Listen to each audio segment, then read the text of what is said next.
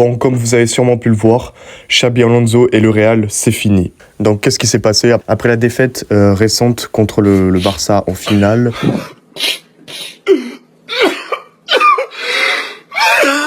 Le Real a décidé de dégager littéralement Xabi Alonso.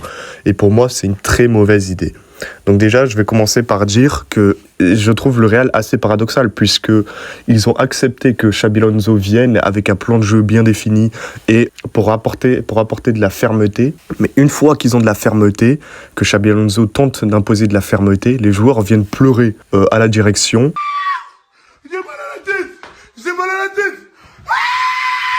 Et Pérez les dégage Xabi Alonso. Donc je trouve ça vraiment très paradoxal de demander de la fermeté, puis quand tu en as, tu dégages le mec qui en apporte. Ensuite, je vais parler du Real, le futur du Real. Honnêtement, je sais pas trop comment ils vont faire, puisque là, il y a deux options possibles. Arbeloa, on sait très bien qu'il va pas rester jusqu'à la fin. On sait très bien qu'il va pas rester plusieurs années. Donc, en 2027, je ne sais pas quel coach il pourrait prendre. Selon moi, il y a deux options possibles. Soit ils reprennent un coach serpillère. Ce que j'appelle un coach serpillère, c'est un coach un peu comme Arbeloa, qui va toujours dire que c'est de sa faute, c'est toujours de sa faute, c'est jamais de la faute des joueurs, etc., etc. Donc en gros, il se plie au club et aux joueurs. Ce qu'a fait Arbeloa après son premier match, qu'il a notamment perdu, il a dit oui, mais je prends toute la responsabilité, tout est de ma faute, nanéana, j'ai merdé, c'est ma faute.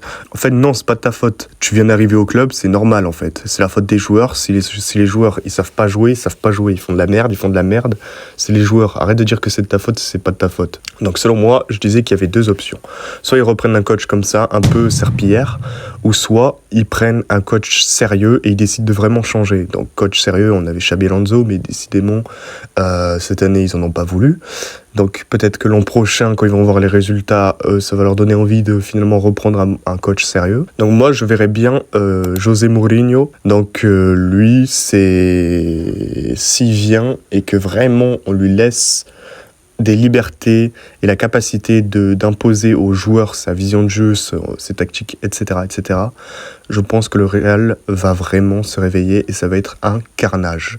Donc, selon moi, il y a deux options. Soit le Real décide de se plier aux joueurs et dans ce cas-là, c'est la merde. Soit le Real décide d'être vraiment sérieux et de faire comme ce qu'il a fait durant la grande majorité de son histoire. Et là, ça peut bien se passer. Ce que je comprends pas en plus, c'est que le Real se trouve dans cette situation de merde à voir que tous les joueurs décident alors qu'ils ont eu l'exemple juste avant, les gars. Le PSG...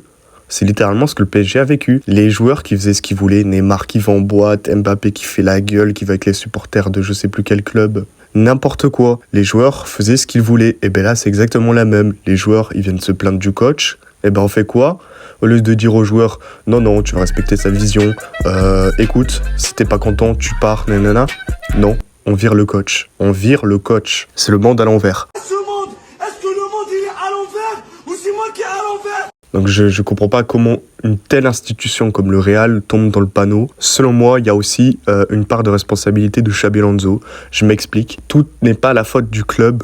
Xabi Alonso, je pense qu'il a été trop gentil. En fait, il y a une phrase de Jean de La Fontaine qui dit un truc du style à vouloir plaire à tout le monde, on ne plaît finalement à personne. Allez, ferme ta gueule ! C'est totalement vrai. En fait, Xabi Alonso, et je vais vous le montrer par un exemple concret, il essaye de plaire à tout le monde en même temps, mais finalement... tout le monde est mécontent.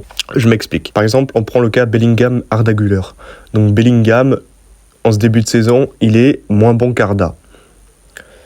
Mais Bellingham, c'est la star. C'est celui qu'on a payé cher, c'est la star, c'est celui qui a fait une saison de malade, etc., etc. Donc, on fait jouer Bellingham, ok. Mais du coup, Arda Güler, il est pas content. Donc... pour qu'il soit un peu content, on le fait jouer de temps en temps. Sauf que quand tu fais jouer Arda Güler, du coup, tu fais pas jouer Bellingham, donc lui n'est pas content. Donc, tu dois remettre Arda Güler sur le banc. Donc, lui n'est pas content non plus, encore une fois, puisqu'il voit qu'il fait un meilleur début de saison que Bellingham et qu'il est mis sur le banc. Donc, en fait, tout le monde est mécontent. Et le coach, il sait plus où se placer parce qu'en fait, il veut faire plaisir à tout le monde, mais il ne fait plaisir à personne. Donc c'est en ça pour moi qu'il a sa part de responsabilité. Je pense que le coach, quand il dit un truc, ça doit être respecté. Sinon, en fait, le joueur, il dégage. Il n'y a pas de discussion. C'est pas...